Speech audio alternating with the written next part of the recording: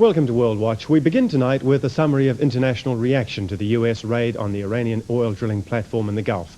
Iran's President Ali Khamenei says the attack is a big mistake and he vows that Iran will retaliate.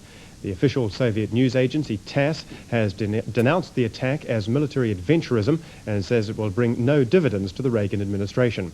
But Britain's Prime Minister Thatcher says the military action was absolutely right. It was a measured response to the recent attack on a US-flagged tanker. And the raid is winning measured praise for President Reagan from Congress, as Ann Compton reports. The commander-in-chief was clearly pleased, believing his military decision was right on target.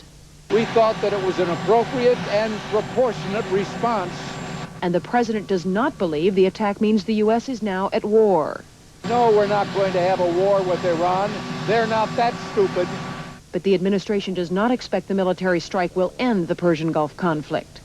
Nobody's thinking this will end it, but at some point maybe they will realize that they're going to have to pay a price. In the hours after a military action, congressional leaders can be counted on for loyalty. Today, even some critics joined in support. And I hope that this sends a signal to those who think it easy and expedient to tread upon those who would fight for this country and this country's flag. I think the president had one thing in mind. He wanted to make certain the Iranians understood that when they did what they did to the American flag ships, that there was going to be a response, and they should understand that now. I don't disagree with it, but at the same time, I repeat, it shows what a slippery slope we're on over in that area. But Congress is not happy about the Persian Gulf policy itself. We went from a policy of selling arms to Iran to a policy of confronting Iran. Neither policy was wise. All of this comes on the eve of yet another Senate vote on the War Powers Resolution, this time giving Congress authority to withdraw forces from the Gulf sometime early next year. With each new military incident in the Gulf, a growing number of senators is voting for war powers. And with each new military incident in the Gulf, fears grow that the regional conflict could become a superpower one.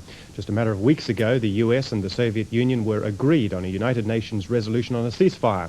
Now they're inclining more and more towards opposing positions. Peter Snow of BBC Newsnight with this report.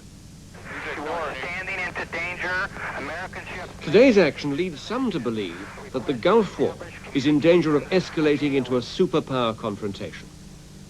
This is a region in which both superpowers perceive important interests: oil for the West, and for the Soviets, their sensitive southern border.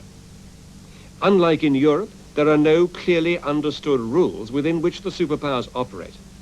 And on top of all this, tensions in the region are now as high as anywhere, with a 7-year unwinnable war watched by a growing armada from east and west.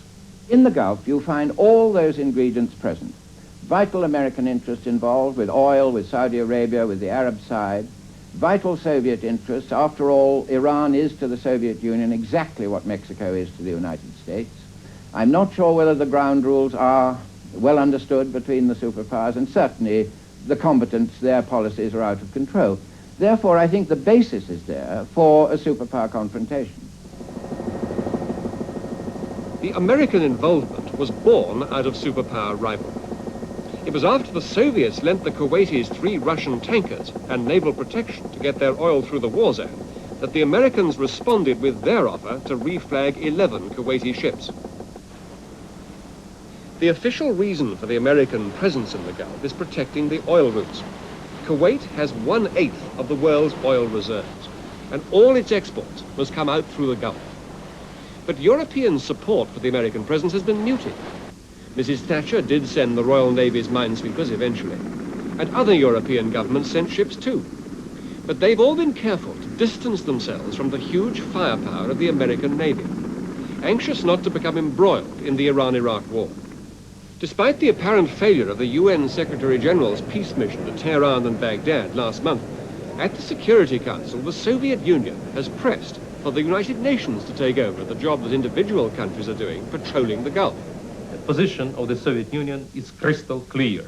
We are against any military activity in the Gulf, and we are in favor of withdrawing naval warships from the Gulf. We are in favor of concerted actions by the United Nations, including United Nations military force. 5 years ago, when it was a very different kind of response. Anything the United States did, the Soviet Union had a counter. And now I don't think that's likely to happen. I think, in fact, the Soviets may say the United States should not be being too aggressive in the area, but probably won't do anything. But though the Soviets have kept a very low-key military profile, they have been improving links with Tehran, just as the Americans are increasingly identified with Baghdad. The Russians say they're doing nothing unusual, just developing trade links with a close neighbor. And with Iran's exports under attack from Iraq, the Soviet link with Iran could become a vital lifeline. There is a gas pipeline constructed some years ago between Iran and the Soviet Union. And the operations on this pipeline had been halted in accordance with Iranians' request. Now, as a result of talks, I believe these operations will be restored. The Americans will continue to claim that their role is purely one of protecting oil supplies. But however measured today's raid, the longer these clashes continue, the more doubts will grow how far America can show her power in the Gulf without inducing an unwelcome Soviet response. We're just lucky that right now the Soviet Union is on a different course. They're much more interested in reducing tensions and not provoking confrontation. If it had been 5 years ago, we would be conducting this interview in the cellar rather than here above ground, because we would have all been so worried that the thing would have escalated so much. I think there's a fortunate lack of probability that the Iranians will actually invite the Soviet Union in order to defend them against American attacks if this situation escalates. But I wouldn't like to bet on it for too long. Platforms. A specialist Navy unit known as SEALs boarded a third one. These pictures were all provided by the Navy. This is apparently what the U.S. Navy did, to the approval of watching sailors. Iran claims the attack caused $500 million worth of damage, and Tehran is planning lawsuits against the United States. Warships are crowding the southern Gulf, pacifiers for a growing case of war nerves.